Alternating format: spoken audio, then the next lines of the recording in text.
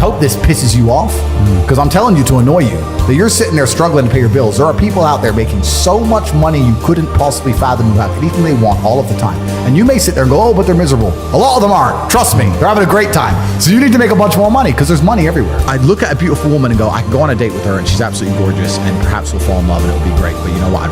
I just want to conquer the earth. I don't care about anything else. So you need to start identifying how your money is taken from you. Because once you identify how your money is taken from you, you can start to actually intelligently think about how you can take money from other people. The only time being a man ever is good is if you become an exceptional man. He understood. Be near the money. I have no money. Money's over there. Well, let me get closer to it. Like, no point staying over here on my fucking own. Let me at least get closer to it. Money for us is a tool to shape the world. And I think that's what a lot of people also don't understand about being rich. You don't want to be rich. You want to be powerful. That's what really is going to satisfy you in your soul. It's the power. It's not the I can afford this, that. That's nice for a while. But really what makes you happy is there's 60 of these Bugattis on earth. Everyone wants one. Who gets one? I do. Because you can't have one. That's the fun of it, right? So it's power you're truly chasing. And if you want to be powerful, you can't be scared to invest money and spend money. A lot of people at home, if they want to make more money, need to invest in themselves. Yeah. Invest in themselves. And maybe they've been taught, well, if I just save. Let me say to everyone here at home, if you are saving less than 10 grand a month and you're just saving, your chance of being rich is fucking zero. You need to go and do something else and make more. Invest in yourself, get knowledge, pay attention to mentors, start another business, open something.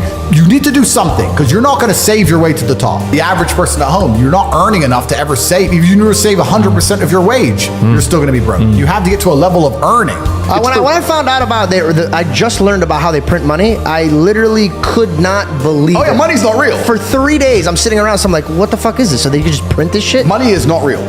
It's not real. They just print it. It's not real. Fair. Please continue. Yeah, so money's not real. And I say that to people. So it's not about money. No, it's not about money. So what's it about? It's about power and control. Yep. So I've been from the absolute bottom to the absolute top. I've seen it all. And once you get past a certain level of wealth, once you get past a certain level of money, but then you understand what money is, right? So we say about money not being real.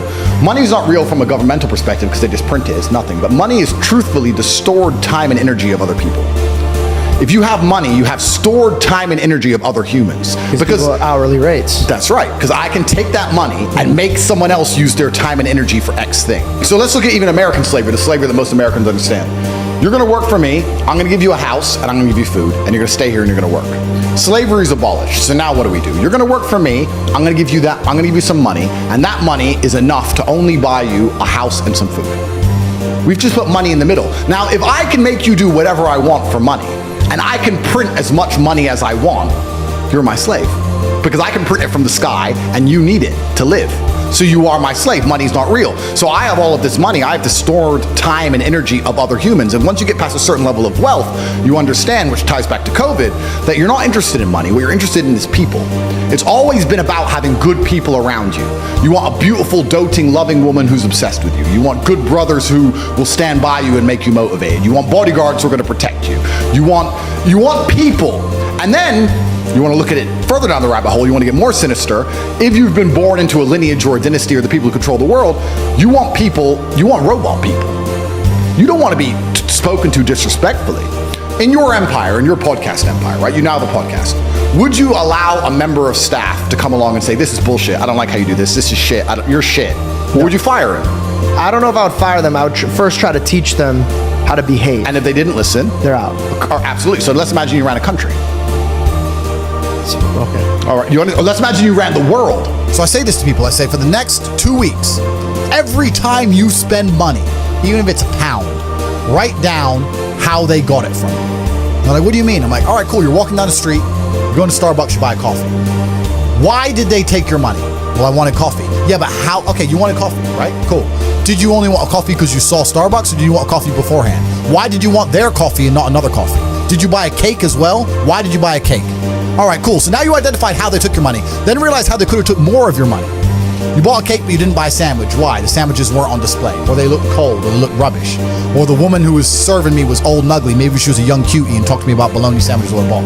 Right? So you need to start identifying how your money is taken from you. Because once you identify how your money is taken from you, you can start to actually intelligently think about how you can take money from other people. I find it amazing when people say they don't have motivation. I have people come to me and say, I want to get rich, I don't have motivation, I want to work harder. I said, how can you not have motivation to get rich when somebody like me with a head start like mine is still working 18-hour days every single day, 7 days a week without having a day off? I'm gonna crush you. You don't stand a chance. I will beat you. And you're just gonna sit there and perpetually lose because you can't find the motivation to crawl up out the mud and stay a bug until you end up in your 15-minute city getting your 17th injection like a dummy, like a useless eater. All I do is work. Nothing is fun. I don't have fun. I don't even understand sports. I don't understand the concept of fun. The only sport I ever did was beating the shit out of people. Is that fun? By the way, hit the like button and follow my YouTube channel. The next episode with Elon Musk is coming. I wake up every day and I think, how do I make my life better? Nobody else wakes up each day and goes, how do I make Andrew Tate's life better? So if you're not the person who's waking up every day going, how do I improve my existence? Then nobody is. Nobody on the planet is considering improving your one spin on Earth. No one else cares. Nobody else cares. So if you don't care, then you're fucked. So you need to wake up and care. And it's amazing to me, like you're saying, how did I find my mentors? I just tried a bunch of them. Like when I had no money, I would try very hard I'd listen to lots of different people, or I tried different things, and I wasn't scared to invest in myself because I understand that, look, if he's taking time out of his life, then I need to reward him for it financially. And I tried very hard, and I listened, and I paid attention, and I was never lazy. I don't believe there's a person on the planet who pays attention, tries their best, is never lazy, is on time, works hard, has a mentor, and is giving it his all, who isn't rich. I don't believe it. I think that if you do all those things, you're rich. And if you don't have any money, you're missing one of those key elements. Now, you can fool yourself and you can fool everyone else and you can pretend you're doing them, but if you're truly honest with yourself, am I finding people who are trying to teach me what I want to know, and am I trying my best? And the answer is fucking no every time. Just even being around people with money is just a good place to be. I'll give you an example. I was in Romania and I have the largest car collection probably in Romania. I have 28 supercars, everything you can name. And I went to a town called Cluj-Napoca. It's on the border of Hungary. And I drove there in my Chiron, and I parked up, and a kid came up, and he said, hey, can I take some photos of your car? I have a car spotting page. I was like, yeah, whatever, cool. And he goes, yeah, okay, I'll just be a few minutes to this. So he took a bunch of photos, and he come up to me and goes, hey, do you want the photos? And I was like, not really, I already have photos. And he goes, oh yeah, okay. Well, if you want them, here's my email address. And I said to him, why do you do this? Like, you spend all day standing around taking photos of other people's cars. Is that not a waste of time? I thought it was a waste of time, but I was wrong. He goes, oh, well, I skipped school and I skipped college because I knew if I take pictures of expensive cars and email them to people, I'll have email addresses of the richest people in Romania. Yeah, smart. I was like, you're clever. I ended up hiring him. He works for me now. Yeah. I was like, you know, I like you. He got himself a full-time job that day. So he understood, be near the money. I have no money. Money's over there. Well, let me get closer to it. Like, no point staying over here on my fucking own. Let me at least get closer to it. That was a 17-year-old kid. Now he's making 10 grand a month in Romania from me. So like, at least being closer to it. So that you're right. People should, even if they haven't got a penny in the world, should be going to these meetings about real estate, about investing, that especially if it's cheap, they should go. Just meet other people who at least have money. Have conversations about money. Talk about it. How are you going to get what you don't talk about? Okay. When I'm sitting there and saying to men, look, life as a man is shit. It's always been shit. It's never been good. When men wake up and say, I'm depressed and life is hard and I'm sad and I'm struggling right now, I say, okay, throughout history, men have always struggled. Happiness is for children and women. Name a time in history it was better to be a man. Was it better to be a man in World War II? Was it better to be a man on the Titanic? Was it better to be a man in the Napoleonic Wars? Was it better to be a man when you were sitting in Vienna and the Mongol horde arrived, ready to decapitate any male and enslave all the females? When's it ever been good to be a man? Building the pyramids, was that fun? It's always sucked. The only time being a man ever is good is if you become an exceptional man, which is even something feminists admit. Because feminists sit and complain about men and say, well, men have this, men have that. But they're talking about 2% of men. Fascinating. They don't talk about all men. They say men have the best jobs. 2% of men have the best jobs. Most men carry trash. So you're talking crap. So everyone accepts that the best possible human experience that exists is the top 2% of men. Anything below that sucks as a man. You're better off being a chick. So what I say to men is, look, life's hard. It's always going to be hard. It's always going to suck. It always has. The only way to get out is to become excellent and perform at a level where your echelon is so high that you get to live this brand new experience. You need to become strong and smart and interesting and charismatic. You need to become rich, powerful, well-known, connected. You need to do it. But could all men do that? No. So, okay. But I have to tell them the truth. When people come along to me and say, my life's shit, and I look at them and go, yes. I think a lot of the problem with people, especially in the world today, is they misunderstand the difference between a dream and a plan. And nothing good in your life is ever going to happen by accident. If you see a guy in fantastic shape, you don't say, how'd you get in great shape? And he goes, It just happened. Oops, I just fell.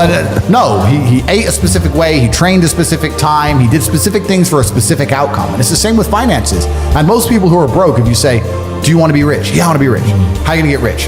One day. I'll win the lottery. Yeah, dumb shit. You have no plan. You have no plan whatsoever. No actionable steps. No, you're not doing things daily. You're just hoping some point in the future God's going to just dump it on your doorstep. Guess what? It ain't gonna fucking happen. And unless you have a plan, a specific plan, I'm sure you guys had you had a plan and you worked hard to get to your place. I had a plan. Everything was like, okay, today we have to do day after day after day until you get there. And this is what most people don't have because they're too arrogant or too lazy. I don't think it's stupid. I think most people, if you laid out a plan and they tried their very best and they were willing to learn, could do it.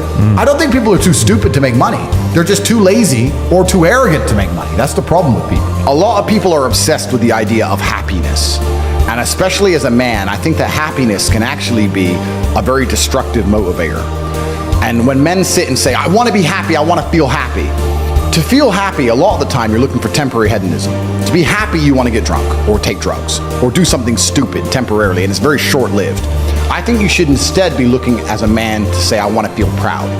If you choose pride over happiness, you're going to make decisions that you're proud of and that people around you are proud of, and it's going to be better for yourself and better for society and better for everyone who loves you, everyone you care about. If you're the kind of person who searches for happiness, whether male or female, in my experience, people who search for happiness end up doing hedonistic, temporary, stupid things. When I find men who search to feel proud of themselves, I want people to be proud of me, and I want to be proud of myself, and I want to be respected. They often delay happiness. They often go through very difficult things and build things which are beautiful or build things which are difficult to do. They often go to the other side of fear to feel that pride. I did it. I faced my fear. I did it. Yeah. So I think as a man, searching for pride or searching to feel proud is a pretty positive mindset for masculine achievement. The reason I'm the luckiest man on earth is because God has given me endless building blocks to build a superhero.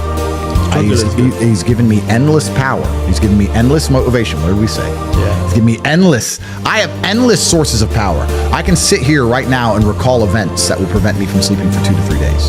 That gives me a superpower that other men do not have. They want to go to sleep. They're tired. I can stop being tired for days at a time. I can just have a thought. I can remember. I can sit, close my eyes, and use the power of my brain to vividly remember events, and I will not sleep for days.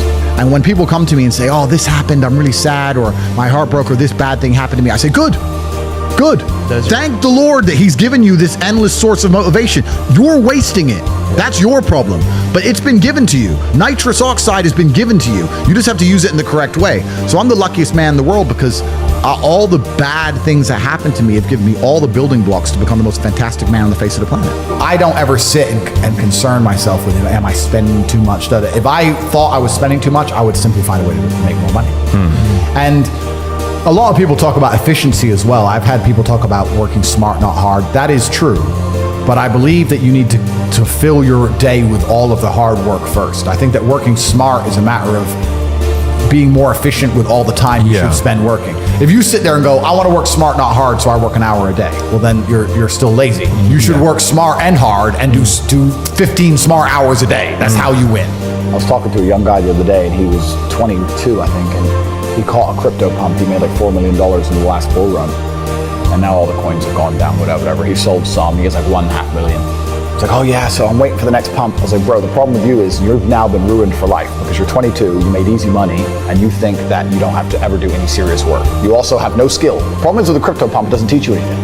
You didn't learn sales, marketing, staff management, stress tolerance. You need that. Nothing. He doesn't know how to do anything. So he's just sitting there just gambling on shit coins, waiting for the next one to pump. And he's 22, and his ass is never going to want to get a real job, and he doesn't have any skills. So I think he's in a lot of trouble, truthfully.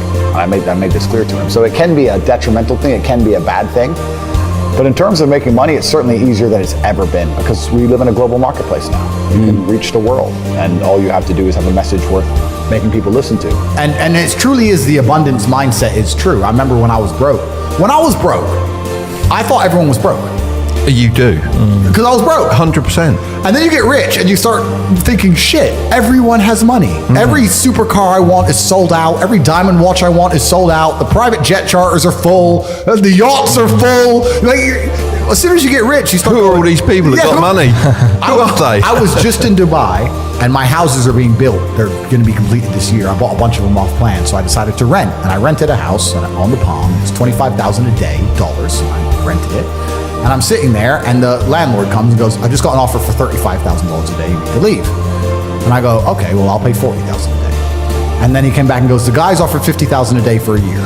And I'm like, who am I even in a bidding war with? And I just left. I was like, you know what? Take it. I'll get another one. But like, there's people out there with money like you couldn't fucking fathom. There is so much money in the world. So you do get to a level of wealth. Another time it hit me, I was at Monaco. I was sitting around dinner in Monaco after it was on a car rally, funnily enough. And there's like 10 of us, and I just looked around the table by coincidence, and I saw everyone's wearing a nice watch, and I thought, when I was broke, the idea, if someone told me they had 30 or 40 grand in the bank, I thought they were doing good. Now I'm sitting at a table, everyone's wearing a $100,000 watch. Nobody gives a fuck. It's just like, there's levels to the game.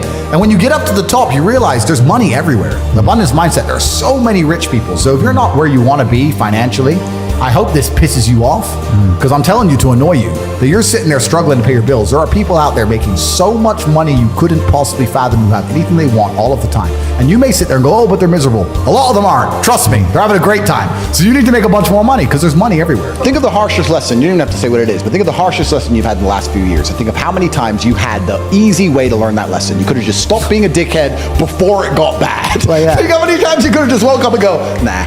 But we don't, do we? Nope. We wake up like, we got away with it. It's fine. And then bam, you get hit. There's only two ways to learn lessons, hard and harder. If you're smart, you take it the hard way. Real idiots take it the hardest way. Yeah. But there's no easy way to learn lessons. But when will you stop the work and take a step back? I don't want to. I don't want to. I don't want to. No. And that's my competitive advantage. I don't want to do that. The enjoyment for you is the work, not the... Completely. Other people are like, oh, I'm here now, so I can now go on holiday. I don't want to stop working. I don't want a holiday. I don't want to relax. Is this relaxing? I'm going to try and relax for the first time in my life. We'll do this here live on the podcast. Ready? Yeah. Ready?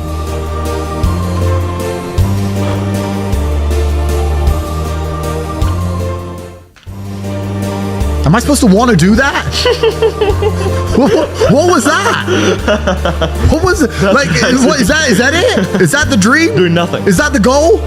Like, and if I'm not on my phone, my brain is preoccupied and anxious about what's happening on my phone. So it's better to just be on it. Like, I don't want to relax. I don't want to stop. Ain't no rest for the weekend. No, I don't want to stop. That's why nobody will ever beat me, because all these other people, they want to take time out of their life. They're working to relax. They're working to relax. I'm at the point now where I'd look at a beautiful woman and go, I can go on a date with her and she's absolutely gorgeous and perhaps we'll fall in love and it'll be great. But you know what? I'd rather I don't want to be off my phone. Yeah. I don't want to date girls. I just want to conquer the earth. I don't care about anything else. I know I've only reached 10% of what I can actually do. Let's go, bro. And that bothers me. And no matter how much money I'm making or how most Googled man alive, whatever, I can still identify the inefficiencies in my systems. I can still identify where more money could have been made. And money isn't that important, but like we said, Money is a very simple way to measure success because it's numbers. Numbers are easy. Yeah. This number, that number. It's easy. What does a company do when it wants to measure the success of a company? It looks at the numbers. What does a YouTube channel do? It looks at the numbers. Numbers are easy. So if you're going to say, how do I be successful in life? Money's not everything, but it's a nice, easy way to measure because it's numbers. And then when you understand it's the time and energy of other people, you sit and go, okay, well, I have this large empire now, and I have all these people who work for me, and all these people I love, and all these people I care about, and all these children, and all this going on, and the world is getting more and more messed up, and everything's on a decline, and everything's being destroyed, and a certain number of people are going to become useless eaters, are going to be eradicated, and they're going to try and lock us all in our 15-minute cities for the climate or some garbage that's coming in no time. How do I combat and fight all of this and protect all the people I care about? Well, I need the time and energy of others. I need an army, so I need money. So you start waking up saying, okay, 1 billion is shit, Tristan. And he's like, Andrew, we're from a single mother household and our company got valued at $1.2 billion and you own 100% of it. No, we need at least 10. And then you start getting, then I get mad. And my stress comes from the fact that I don't have enough. I said, bro, you see that? And he goes, yeah, what about it? And I said, doesn't that piss you off? I must have been about 16. He goes, why? I said, this dude has 400 G's for a car, 400 grand. I'm walking 4 miles to college because my mom hasn't got any car. He has 400 grand. Do you think he works a job? Do you think he's fucking behind a counter somewhere? He knows something about the world that I don't know. Yeah. And they were like, well, he's rich. I'm like, yeah, I know. I didn't say he wasn't rich, dummy. I'm saying he knows something about the world I don't know. And I was intrigued and it angered me. I couldn't sleep for weeks. I was pissed off. Every time I saw somebody with genuine money, I understood that everything I was being told and taught and they were trying to make me believe just simply wasn't true. I was like, this is bullshit. None of these people are getting these things by following the path that the system is trying to make me follow. Nobody, and everybody intrinsically knows this. If you go to if you're at BP, you're at a petrol station, and I pull up in my Lamborghini, nobody goes, wow, he went to school. He studied hard. Right. Do they fuck? They're like drug dealer, gangster. And they do that because they know that the easiest way to amass wealth is to break the rules, because the rules are not designed to allow most people to make money. You can make money within the rules, of course you can. But most people don't. Most people who follow the path work, consume, die. That's it. Yeah. So I always knew the same thing as you, and I knew there had to be another way. I knew that just working for money was a paradigm that wasn't true. And then you understand making your money work for you, and you understand delinking your time from money. Yeah. You start learning to understand these things, but eventually you build a system and you build an ecosystem like me. I have 60 or 70 people work for me all around the world. And things just happen and money just kind of appears as long as everything's well organized. And life really doesn't have to be that complicated. When you see somebody that has something you want, you just got to try and work out how they got it. Yeah. And that's the missing part. Most people see people with things they want and they don't do the second half. They don't try and work out how they got that thing. Oh, my man has a Ferrari. Okay. I wish I had a Ferrari. Okay. They don't sit there and go for an hour, how did he get a Ferrari? It doesn't cross that part is the part they don't want to do, right? They just go, oh, he has a Ferrari, wish I had a Ferrari, and they go back to TV. Yeah. And that's why they lose. If you don't want to buy a jet and you don't want to buy a yacht, you're never any more than $20 million, really. Because there's nothing to buy. And you can rent the yachts and the jets. You can charter yachts, you can charter jets, which is probably smarter anyway. I had a jet, I owned one for a few months, and I sold it. And the reason I'll never buy a jet again. They can track. All these on Twitter are tracking them. That's Top what- G's jet. I'm not having it tracked. Bernard Arnault, the LVMH guy, he just sold it now. Because I don't want everyone knowing where I am all the time. You can buy a nice house in most places on the planet. You can buy 2 or 3 cars. You can buy some diamond watches. You can buy some nice clothes. And that's all there is to buy. What's actually kind of amazing to me is when I was poor, I thought, if I got rich, I'd buy all this stuff. And now I'm rich. I can buy anything I want. And there's nothing to buy. There's nothing to buy. Clothes, I already have too many. My wardrobe's completely full head to toe. Don't wear most of them. Diamond watches, you get 10. How many do you really need? Cars, I have 28. I drive like 4 of them. Like, what's there to buy? Coffee, dinner. Yeah, true. There's nothing to buy. Like, so the money is just about influence and power. That's all it's about. All I know, what I will say as a matter of fact, is this world is hyper competitive, especially as a man. Most men are walking through life and they don't realize that it's constant competition. And this is my point. If the world is truly that competitive, you do not have time to be depressed because it's a non-competitive mind state. You could be depressed for X, Y, Z, whatever. I'm not depressed. And I want the money you want, and I want the girl you want, and I want the status you want, and the car you want, and the house you want. And I'm gonna get it, and you're fucking not. You're playing a game, and it's a competitive game, and you need to build a mindset that allows you to be ultra competitive. And if you want to sit there and say, no, I want a non-competitive mindset, then fine. You know what you call people who do not win competitions? Losers. Correct. Yeah, I think I had the best possible upbringing a person can have, which is good parents and no money. I didn't get famous or rich young, which I also thank the Lord for. I think a lot of these people who get famous online quite early, I think they miss out a lot of life. It's not real life. It's not real life. It's not real life. No, I had real jobs and I did real things and I was really broke and I was really on the bus and really trying to pay rent and doing real stuff for a long time. I always say I'm not rich. I'm a poor man with a lot of money. I always used to say that. And I don't want to brag or anything, but just because I get asked this question a lot, I've been extremely successful. I have hundreds of millions of dollars. In fact, I think our last valuation across everything we own was we're almost at B now. So we're doing very, very, I'm a billionaire. Top G's a billionaire. So we're doing extremely well. That's the first thing. The second thing, it's great that you say that because I completely agree. Because if you're born with everything, if you're born with all this money, that you have no aspiration, nothing to actually to grasp onto and trying to achieve, then money doesn't make you happy. But then you can analyze this from another angle, right? We were just talking earlier, we can always pivot back to who the matrix are, who's in charge. So let me ask you. Do you have somebody that Well, let me ask you a question. Okay, go ahead. If you're born into a dynasty, let's say a banking dynasty, and you're born a billionaire, and you have everything you've ever wanted ever, and money has absolutely no value at all, and a brand new Ferrari doesn't mean a thing. You could buy one every 10 minutes for the rest of your life. And money doesn't make you happy. What's the one thing that's going to make you happy? Controlling others. Controlling others. Power. Ego. So then you sit there and start looking at things. Because games become real. Absolutely. Yeah. So now you're like, okay, well, money doesn't satisfy me. What makes me feel important? Especially if you're going to add in. Let's add in another angle to it. Let's imagine you falsely believe, because it is falsely, that you're somehow genetically better than others. You're from this lineage. You're better than the other people. And the other people, the serfs and peasants, are struggling for money, and you have unlimited money because you're so smart, and your family's always been so smart. You'll have haughty eyes. Yeah. So then you're going to sit there and go, well, why did they make people put on a mask when they walked in the restaurant and take the mask off to eat and then put it on to go to the toilet and then take it off to eat and then put it back on? Because I have a I'll tell you why, because it's funny. You think it's just because it's funny? Because it's an ego. Because it's ego. I thought it was a test to see how far they could push something. Compliance tests. Yeah. Which is the same thing. So when you really understand that people who are in charge of the world are completely, like you said, broken. They're broken people. Money can't satisfy them. People said, I keep referencing COVID, and I do that because it was something tangible that everybody lived through. That's a very easy one to reference. This is actually, it's a bad thing that could work in your favor because now they can relate to you. Yeah. If you're in a gas station and it's 3 a.m. and a Lambo pulls up and a guy gets out of it, you're thinking criminal, drug dealer, gangster. Yeah. You're not thinking, he has a uni degree. Because you're not going to think that. So when you see money, people don't even associate the money they see with university. But then they go, I want to make money, so I go to university. It doesn't make sense.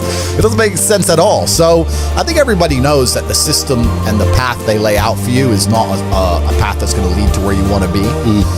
And I didn't know what the other path was, but that intrinsic distrust for the system and that distrust for the things they wanted me to do made me search for other avenues.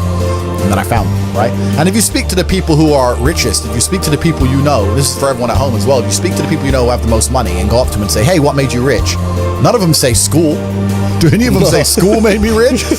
I got an A in GCSE. Like, who gives a shit? It's bullshit, right? So it's all indoctrination. So I knew it was indoctrination, and for that reason, I was always searching. And if you're searching, you're going to find. Yeah. So the average people come to me and say, what do I do? I'm just the average guy. And my only answer is stop being the average guy. It's my only answer. You can't just be the average guy anymore. The idea from the 1950s that you can just be the normal, average, law-abiding, hard-working citizen and you'll have a good life is gone. Any man out here who goes, I'm just going to work hard, do my bit, and obey the laws, and I'll have a good life. No, you won't. No, you will not. Just doing your job is never going to make you rich because you're just going to be taxed into infinity and you're going to stay broke. So just obeying laws and doing your job now has set you up to be a peon and a slave for eternity. You have to get yourself in a position where you're making enough money that, I'm not saying laws can be broken, but there certainly can be bent. I mean, I think you know this with accountancy and the way the tax laws work. You get to a certain level where it's like, okay, yeah, we can just put that one to the side. We can twist that one around. Arnold Schwarzenegger says, break the rules, but don't break the law. Completely, yeah, and that's basically it, right? So you get to a certain level, and that's where it's really interesting because the average peon, their answer to all this is, we need to tax the rich, because they don't understand how money works, and they don't understand how the world works, and they think that rich people are out here working some kind of job that you can tax. I've spoken to dudes and like, I had a bad couple months. Why? My girl left me. You've wasted months? You've wasted months over some Like you had the think of how much God loves you to have given you the grace and given you the opportunity to waste months of human time over some chick. Like, talk about blessed head to toe. If I waste months, empires are going to collapse. I'm going to end up in a cell or dead if I waste months. I have things to do every single day. I can't waste a second. Like, these people are just absolutely infinitely blessed, and their mindset is a product of that because they're spoiled children. Absolutely spoiled children. If you're going through life with any other mindset besides a hyper competitive one, where you are capable of competing with some of the most dangerous men on the planet in all their forms, me and my network, and also my competitors. If you don't have that mindset, then you have to understand that you are spoiled. Yeah. You're spoiled by your reality. I believe there's only 3 reasons people are not rich. One of 3 reasons. They're either stupid, arrogant, or lazy. Stupid is actually the smallest category. People think, oh, you know, there's a lot of stupid people. There are, but I know a lot of stupid people with a lot of money, right? There's so much money in the world. To be too stupid to generate money, I think is less than 5% of the population who are genuinely too dumb to ever make a good wage. Then you have arrogant and lazy, and these are the 2 most common. Lazy because people just, oh, you know, but I need time to myself. Oh, you know, but it's the evening. Or, you know, it's hyper competitive. There are people who do not need times to themselves. There are people, there's an Indian in Islam, or there's a guy in Islamabad who'll do your job online for $3 an hour and he doesn't sleep. You're gonna lose, right? So if you're gonna be lazy in any regard, you have to understand there are people like me who are billionaires who work 18 hours a day. When I finish this, I get into my car and I open my laptop and I work on my way to my next appointment. And then I'm gonna work all night till the day I go. When I go to sleep, I close my laptop and I'm asleep a minute later. I work. That's all I do. So lazy is a big problem because people go, oh, but I just want to relax. If you just want to relax, that's fine. But you're competing against people who just don't want to relax, and you're going to lose. And the last, and I'd say that's around, a lot of people have that element to them. A lot of people are lazy. That's about 50% of people. But the main reason people are not rich is because they are arrogant. 50% of people are brutally arrogant. And I'll give you an example. I have a school where I teach people how to make money online. It's called The Real World. It was called Hustles University. It's now called The Real World. TheRealWorld.ai. You can see it at corporatate.com. I sit here as a billionaire, and I sit and say, I will teach you how to make money online. Anybody. 18 modern wealth creation methods. It's $49 a month, and I will teach you. And people will sit there in their brutal arrogance, and as a brokey with no money, and go, yeah, but can he really teach me? I have everything you've ever fucking dreamed of. I have all the money, you have nothing, and you're so arrogant that you believe you know more than me, or that you can do it without me, or that I don't know how to teach you. The arrogance of people is truly mind-bending. If you know so much, why are you broke? You obviously don't know. If I wanted to learn how to box, I wouldn't walk into a boxing gym, find a guy who can box, and go, yeah, you know, not bad, but can he really punch? Like, this is how people think when it comes to money. You guys are all successful enough. You can sit there and say, look, I do X, Y, Z. I have X, Y, Z. You don't have it. So do you want to learn how to play piano from the piano teacher, or do you want to sit there as an arrogant brokey? Most people are brutally arrogant. And you can sit there and you can try and help them, and they're just so arrogant. They think, oh, I can do it myself, or I'll work it out myself. I don't need help. And it's arrogance, and it keeps them at the bottom. Everything great that's happened to me in my life, someone taught me. I had a kickboxing coach. My dad was my chess coach. You get taught things. To sit there and think you're too good to learn, well, this is the problem. Most people are broke. Most people are broke because they're arrogant, bro. It's the truth. It's nothing to do with how stupid they are. They're just arrogant people. You know what's a fantastic motivator for men? Shame. I'm telling you now, it works. Shame. If I'm around my house and someone was getting fat and all of us were to go, you're a fat fuck, what are you eating that for? I guarantee they'd train. Shame works with men. And you talk about this, and this is the reason I promote brotherhood. The reason I am the man I am is not just because I'm so fantastic. It's because I, even now to this day, live with 6 men. I live with my fight coach. I live with my brother. I live with some of my old friends I've had for 20 years. We live in this big ass compound, this huge house. If I wake up and my brother's been training an hour and a half, I feel so annoyed and angry and guilty that I have to go and beat him now.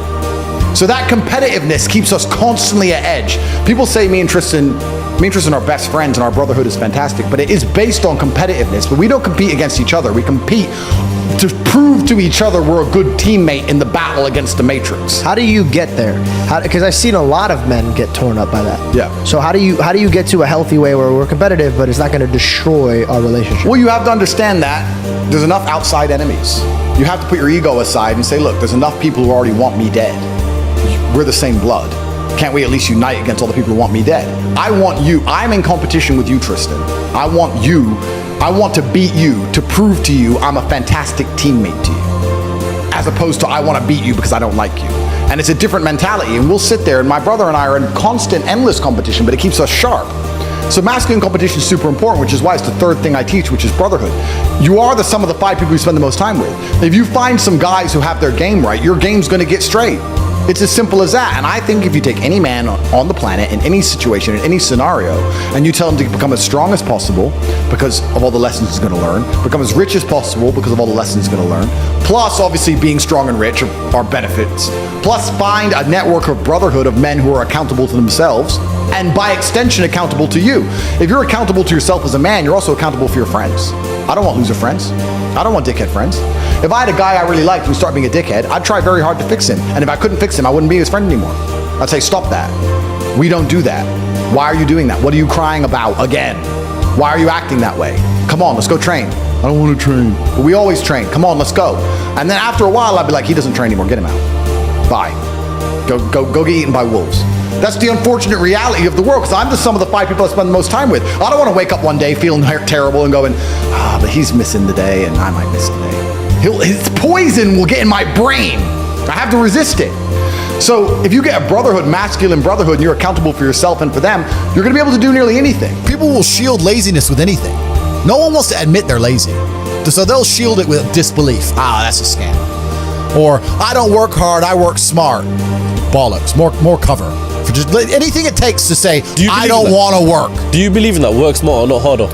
I believe in both. Yeah. But there's a time when it comes to work smart. And most people are trying to do the smart work before they do the hard work. It's kind of like talent, right? You don't notice if you're talented at something until all the hard work's done. Yep. I could be the most talented tennis player in the world, but I don't play tennis. So if I go down the tennis court, Joe Schmo is going to smoke me. I don't get to see my talent until I've worked so hard that I'm in the top 1%, and now I'm beating them because I have some God-given gift. Yeah. You understand? Yeah. You have to do the hard work first. If there's no hard work, there's no smart work. So someone's going to sit there and go, I work smart, I don't work hard, so I only have to work an hour a day. If working smart gets you a lot done in an hour a day, then you should work smart for 12 hours a day and get 12 times the work done. I am absolutely and utterly a believer in hard work. I'm a proponent of hard work. I have all this money and all I do is work. My entire life is work. This podcast is work. I'm getting in the car and going to another meeting, work. I'm gonna fuck a bitch, that's work. She's gonna be on my arm at the fucking Cannes at the film festival. That's more credibility. I consider it work to fuck her. That's work. I'm gonna go to the gym so I'm in good shape, work. It's all work. My entire life is work. And people don't want to look at life that way. They want to talk about work-life balance and being lazy and all this crap. I don't believe in any of that. I believe in, if you want to win, you have to outcompete the man who's prepared to do nothing but work. It's player versus player. If you're going to sit there and go, I don't want to work more than an hour a day, well, the guy who does want to work more than an hour a day is going to beat you. And no matter how smart you are, there's always a smart dude who's doing the same smart work you are for more hours than you're doing it. That's just the nature of the game. And we talked earlier about speed. Most people go, it's only 2 weeks. It's only a week. It's only a week. People who say it's only a week are the people who are broke. They don't value time. That's the reason you're all poor, because you say it's only a week. So, it's tomorrow. Oh, I'll do it later. It's only an hour. It's only a day. It's only a minute. You are competing against people like me. We do not waste a second. Being a normal man or an average Joe is always going to suck. The only way to have a good life as a man is to be exceptional in some fields. Here is how you do it. Yeah. You need to work your ass off. They delete me. They want men to stay depressed, semi-depressed, miserable, paying the taxes, just rich enough to pay tax, too broke to do anything else. Yeah. That's what they want. That's what they want you. So they don't care about men's mental health either. They don't care how many men kill themselves on this shit. And this is why I talk about the Matrix. People say, why do you talk about the Matrix all the time? And I say there are people who are living right now in a computer-controlled, computer-generated reality. If you believe everything you're watching on the news, you are believing a complete false version of reality. And the idea of that reality is to keep your brain occupied enough so you continue to do a shit job for shit wages, pay your taxes until you die. That's exactly that's the plot of the Matrix movie. They're abusing your body and controlling your mind so that your body will sit there and do what they need it to do until you're no longer useful anymore. And that's exactly what's happening. And another question I get is people ask me why I'm so interested in this fight against the Matrix. And I try and explain to people that I believe this fight cannot be avoided. I think you're either combating the Matrix and fighting against the garbage they're telling you, or you're believing it. And if you believe it, then you end up fighting against yourself. You end up fighting against your own mind. You can't avoid the battle. If you're a full-grown man and you believe everything that's on the news, you're going to end up fucking semi-depressed, divorced, miserable, broke. Like your life's shit anyway. There's no way to escape this fight. You're either buying their crap and fighting against your mind, or you're fighting against their crap. There's no other way to do it. I've never met somebody with a fantastic life who did not completely and utterly believe in themselves. I've never seen somebody massively succeed and they didn't believe in themselves, ever. I've never seen somebody who just allows life to happen to them and become blown off course by some sadness, end up doing massively monumental and important things. I've never seen it. And if she leaves me afterwards, let's say she just likes to leave men, I don't care.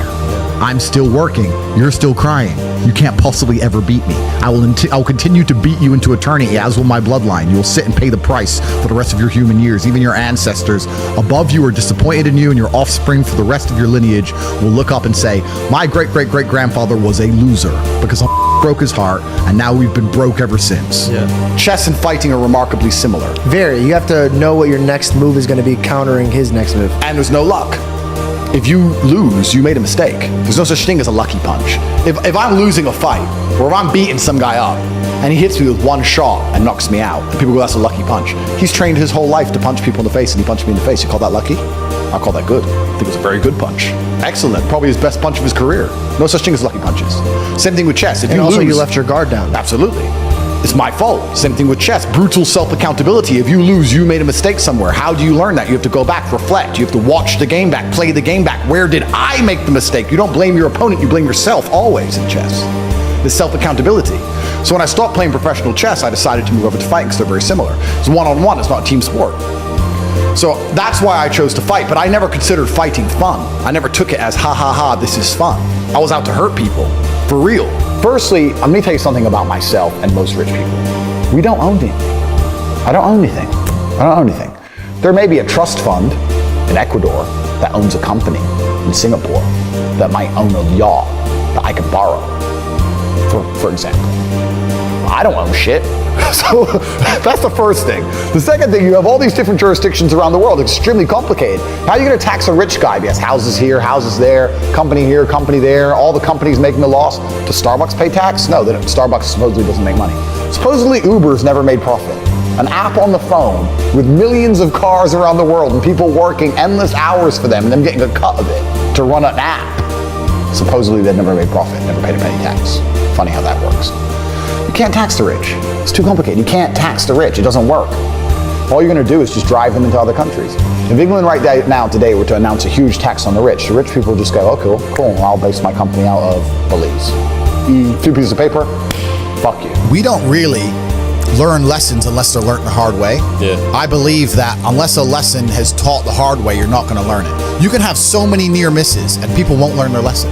Bro, you must know a guy who goes out there, nearly crashes his car, nearly crashes his car, nearly crashes his car, doesn't slow his ass down till he wrecks it. Yeah. Like, this is how people are, right? So you need that pain for the lesson to sting enough to really genuinely go inside of your mind. And it's the same with everything. It's the same with driving a car or business. Truthfully, if you want to learn a lesson about business, you're going to have to suffer at some point, right? So we always say that most people are not successful with their first companies, X, Y, Z, blah, blah, blah. I get that. The truth is, there's a lot of people who make a lot of money with their first company, but they just spunk it, act an idiot, and it all blows up in their face. And that's how you get the discipline on your fourth company, that when you have $3 million in the bank, you just leave it there. You know, and don't be done with it. So you need to go through some pain. You need to experience some negative things. You need to have to a degree some trauma to really even learn any lessons. So yeah, business studies. You're right. The book that's not going to teach you anything about business. You need to get out there on the streets. You need to make mistakes. You need to suffer. You need to have the tax man knocking at your door. You got to deal with all that stuff so that you make sure it doesn't happen again. I really think that humans are stupid enough to only learn the hard way. That's kind of how it works. The problem with owning something is that it can be taken from you. So let's look at it the American way. In America, litigation is a big problem. Everyone gets sued all the time. So you don't want to own anything, because if you get sued, then you're going to have to pay that debt, and you might have to sell your assets to pay that debt. Not if it's in a company though, if it's in a limited company. Correct.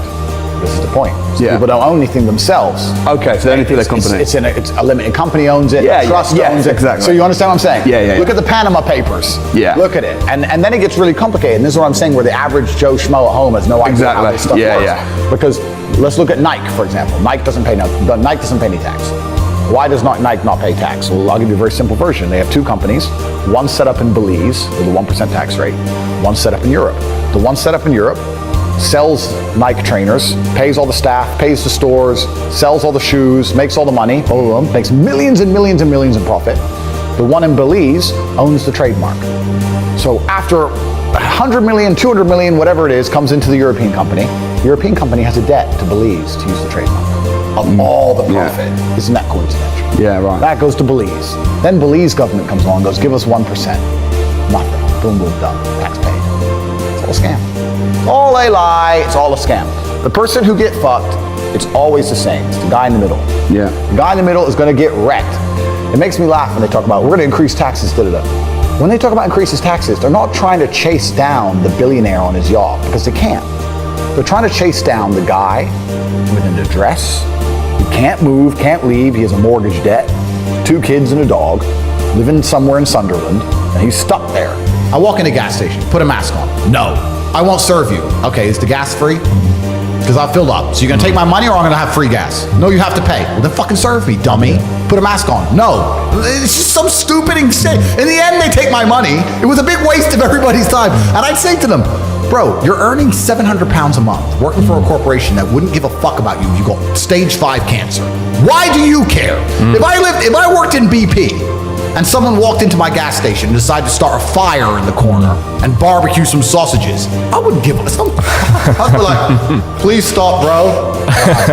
Whatever. Like, why do these people, they're so fervently passionate about the rules of the BP station? But do Like, we you're need a fucking people? slave in your mind. Do we need slaves though? Because Yes, we obviously do. we need people to work and do those jobs that obviously the free people can't do. And this is the full circle realization when you get to the point where, as frustrating as it was, you need this slave class of people who buy bullshit so that I don't have to do bullshit stuff, which is great. But usually the bullshit people can't tell me what to do. It's only during COVID they were allowed, and now that's all over. They can't tell me what to do anymore, so it's fine. But if you're, and not everybody's mind can be free, because in society it would break down, but of course, some people's minds are designed for freedom and some people's aren't. But it's amazing when you're talking to the slave mind, trying to get through to them. You have 2 choices. Either you understand what's happening in the world today and you're on the side of good and you're fighting against the Matrix, or you've accepted all the Matrix programming to pretend that there is no battle, and then by extension, you're going to end up fighting against your own mind. And you're going to be in a fight either way. Your mind's either right and you're fighting externally against the enemy, or you've accepted the Matrix programming and you're sitting there fighting against your own depression, your own anxiety, fighting against your own struggles inside of yourself. You're going to fight anyway. There is no way to avoid this. So you have to make a decision. Do you want to have control of your own mind and control of yourself and fight for God and fight on the side of good against evil? Or do you want to accept the evil programming, fall down a hole of degeneracy and fight against yourself and self-destruct and implode? That's your choice to make. But I think the intelligent choice is to fight against evil. But also, life teaches you a lot. And I think a lot of people are not very self-reflective of their own lives. I don't think, you can read a book and that's great. But I think if you're living an interesting life, if you were to take half an hour a day to actually sit and go, okay, what good has happened to me today and what bad has happened to me today? Why have those things happened and how can I prevent them from happening again? Most people don't, that kind of crap doesn't even cross their minds. Like every day I will sit at the end of the day and go, what bad has happened to me today? How did that happen? Did I get caught slipping was I on the street and some guys come up to me and it could have been a dangerous situation? Like, how could I genuinely have improved my reality? And you can self-reflect and teach yourself everything. But that's total ownership of your life, isn't it? But you have to have. But a lot of people don't. You have to have ownership of everything good that's ever happened to you and everything bad that's ever happened to you. I have complete ownership for the fact I was canceled. I don't sit there and go, oh, they're lying about me. Yes, they're lying, but I still own it completely. They're lying about me and they're talking shit, but I own it and I took responsibility for it, and I sat there and I took absolute accountability and I thought, okay, how can I turn this in my favor? And I beat them. If I'm walking down the street and it starts to rain, I take responsibility for that. I didn't have to be in rainy London. I could have been somewhere else. I could have brought an umbrella. Could have took a car. I'm responsible for getting wet in the rain. And there's people out here who just don't take any responsibility for their own actions, let alone the weather. If you take complete self-accountability and you self-reflect, you can learn a whole bunch about life. But could you not just say that it's raining, this is unfortunate? No, but that's what losers do.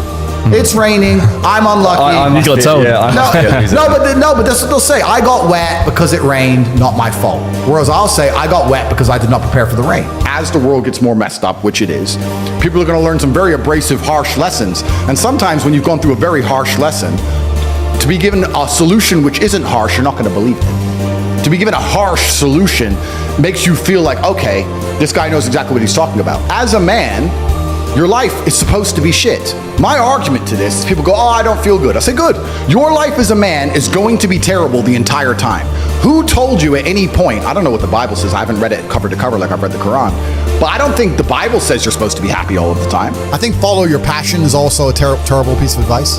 Yeah. Yeah. People say, hey man, you need to find what you're passionate about and do that. And what they're trying to say is only do what you like, because you have no motivation to do anything else. And motivation in and of itself is a scam. I don't believe in motivation. I believe in discipline. I am not motivated to do the things I'm supposed to do every day. I don't wake up full of like joy that I have to go to the gym or that I have to work or got to deal with crap. I don't feel motivated to do them. I'm disciplined. I do them regardless of how I feel. Whether I'm in the mood to do it or I'm not in the mood to do it, it gets done. That's discipline. Discipline's a real thing. Motivation is fleeting. Yeah. You're never going to be permanently motivated. So when someone comes along and says, oh, do what you're passionate about, what they're saying is you'll have endless motivation and then you'll be able to try hard. If you're the kind of person who can only try hard at something he enjoys, then you're going to fail. Because most things you enjoy don't pay any money.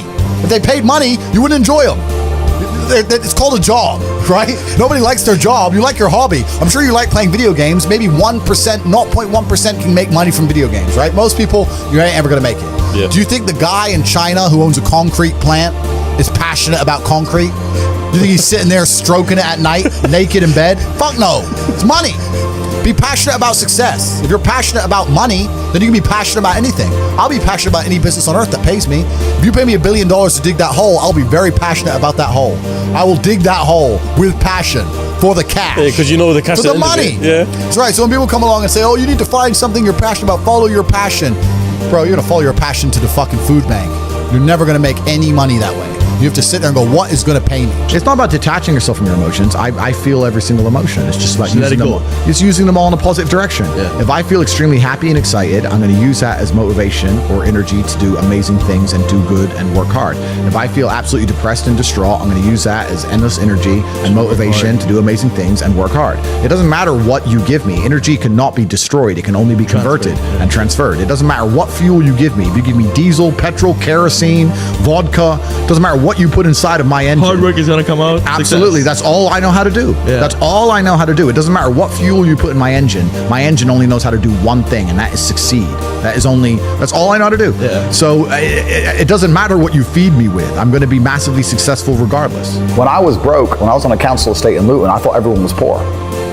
And now that I have money, it kind of feels like everyone's rich. I go to buy a plane and they're like, no, sold out. Thought you fucking sold out of planes? I go to buy a Bugatti and they're like, sold out. I'm like, all the shit. Who are these people? Yeah, everyone's bought everything. Like, Yeah. And it's crazy how many people out there have such ridiculous sums of money, truly ridiculous sums of money. There are so many rich people in the world, and it's kind of like your reality is based off. It's the Matrix, right? If you're broke, everyone's broke. If you're rich, everyone's rich. And a lot of people have this separation. I was lucky to live in both worlds, but a lot of people have this separation. Yeah. So I've had this conversation with a bunch of people, and my basic premise is that I refuse to believe in things that take power away from me. If you are in a haunted house and you believe in ghosts, you're scared of the haunted house. If you're in a haunted house and you don't believe in ghosts, you're just in a house and you don't care. So I don't like the idea when someone explains to me the idea of one day waking up and being miserable and not wanting to live anymore, and it's nothing to do with my circumstances and I have no power over it, and no matter how good my life is, I'm still gonna feel terrible and I'm gonna wanna die. That's not an idea I subscribe to. That's not a reality I'm ever gonna want. But that's for a myself. reactive depression, isn't it? You can be reactive depressed for the day, for example, or Feeling for a while. Or even chronically, yeah. Feeling depressed is real. Yeah. Depression as a disease, I do not subscribe to. The idea, I believe, that if you feel depressed, something is depressing you, and you should try your best to fix it. You should take control of your life and do your best to fix it. The idea, but they don't say that. They don't talk that. They say depression like it's this magic thing that comes out the sky and it gets in your brain, and you're sad no matter what, and there's nothing you can do about it, and you need to only take pills. And I think that's a very bad way to look at the world, and that's a bad idea to subscribe to. And if you start to feel depressed, let's say your girl leaves you and you start to feel depressed, but you believe in the idea of depression, you're now going to start diagnosing yourself as clinically depressed, self-hypnosing yourself into hypnotizing yourself into being clinically depressed. And it's amazing how you can speak things into existence. I cannot become depressed because I don't believe in it. I think we're here to struggle and to learn. I don't think we're here to be happy. That's why when we keep going back to the happy argument, I've always found that kind of frustrating and annoying. When someone goes, oh, but I want to be happy. Why? Why do you want to sit there and laugh? Like you were happy your entire childhood. That's your happy days. You're allowed to be happy as a kid. It's all over now, right? You're a man. You have responsibilities. I think we're here to do important. Provide, protect, and we're also here to do important things. And important things are going to be difficult, and they're going to be hard, and you're going to get frustrated. but that's what gives you purpose. I don't see anyone who's chasing happiness. I think that's a very feminine frame. I understand why some women just want to be happy. I don't know how it feels to be a girl because I'm not one, but in my experience, I know women who just want to be happy. Girls just want to have fun. Fine, but you're a man, right? And if you're a man, then it's absolutely an utterly different experience of life. I think we're here to struggle. I think we're here to endure pain. I think we're here to just see how hard we are to kill. I think that going through terrible things and living through them and coming out the other side is one of the most fantastic things about being human. I think that it's almost like once you understand what life is really about, there's no emotion which isn't enjoyable. The only emotional state which can be seen as detrimental is feeling nothing at all. But if you're sitting at home and you're feeling truly heartbroken, at least you're feeling something, right? And I think that's the whole part of being human. I think we're here to struggle. I think we're here to go through pain. That's so I wake up each day and go, what can I attack? What problem can I solve? And look at history. Why did Genghis Khan wake up and want to conquer the whole world? Why did Napoleon conquer the world? Why did Alexander the Great conquer the world? You just wake up and just say, give me this, give me that. I want all of it. I need to. There's an army there. They're really big. We're better. It's intrinsic. You need to go and conquer. That's the purpose of life. I think the world is a violent place. I think there's violence all around us. I think that I view the world in a violent way. And I don't mean that in a negative context. I say a lot of things and people take them as negative, but I see them as positive, right? Like I say I'm an angry person and people imagine me to be like unhappy. I'm super happy, but I'm angry. Angry is motivating to me. You can't sleep if you're angry, so you better work, right? So I'm an angry guy, but I'm a happy guy. And I see the world as a violent place. I've always seen it as a violent place. If most people look at a tree, they see a beautiful tree, right? If I look at a big, strong, beautiful tree, I think he must have fucked up every other little sapling around him. He took all the water, took all the nutrients, he destroyed them all. There was once 20 trees, and all 19 are dead. And they got one tree left, the big G, top G tree. Well, not one. Top tree. Take. That's it. That's violence. Violence got him there, right? He destroyed his enemy. That's how he got to the top. You see a beautiful tree, I see violence. You understand? And that's the true nature of the universe. You have to learn that you have to take things from other people, and by taking it, I'm not saying go rob a bank. I'm not saying that. I'm saying completely the opposite. You can be a philanthropist. I'm taking money from everyone inside of HU, but I'm changing their lives. It's a good thing. You can take money in a positive way. Most people don't look at life that way. And when you look at life that way, you need to start identifying. One of the things we teach inside of HU is to identify every single time your money is taken from you. The only thing I will say I don't like about being banned is that you get 3 lives when you attack powerful people. They first ban you and try and shut you up. Secondly, they'll put you in jail for something you didn't do. And thirdly, they'll kill you. So I've used my first life, which is kind of upsetting when you know that next is going to be some false charges. The 2 worst ones. Yeah, and if you survive the false charges, you just die. Jeez. So that's kind of upsetting. I like to think that people at home know if I ever ended up in a jail cell and the media started printing lie, that they know it's a pure lie and that they made it up. Yeah. But that's kind of scary. Outside of that, the ban in and of itself has not. I don't care. It's made no difference to my life. You need to get a piece of paper or understand on a scale of 1 to 10 and say, how stressed do I want to be? How much pressure do I want to feel like I'm under? How much can I take? And be honest with yourself. I wanted this life. This is exactly what I want. It makes me happy. But there's a whole bunch of people who would not be happy in my position just because of the amount of pressure they're under. In my last cancellation, we had press trying to find my mother, family members doxxed. My last 20 ex-girlfriends called and offered a bribe, effectively £100,000 to do a negative story on me. None of them turned. Bank accounts frozen, travel bans, all my social media is deleted. All over the news, national news, I'm evil. Press releases in the schools saying that I'm bad for young men and I'm misogynistic. Like, most people are not prepared for that level of pressure. I slept fine. Most people would be like, whoa, there are death threats. Like, most people can't handle that. I can handle it fine. Most can't. You have to decide what you want to deal with. So when you're setting your expectations, it shouldn't just be about how much money you want to make. It's truly about how stressed and how much pressure do I want to be under. I actually enjoy it. I'm a warrior. I'd be bored in the other way. I want people coming for me. That's what I want. But if you don't want that, then don't build a life that does that. I think if I were to talk to Tyson, or Tyson were to talk to anybody, he'd say the same thing. He'd say, look, end of the day, even if you're struggling, it's you that's going to have to get up and get the work done and change your life.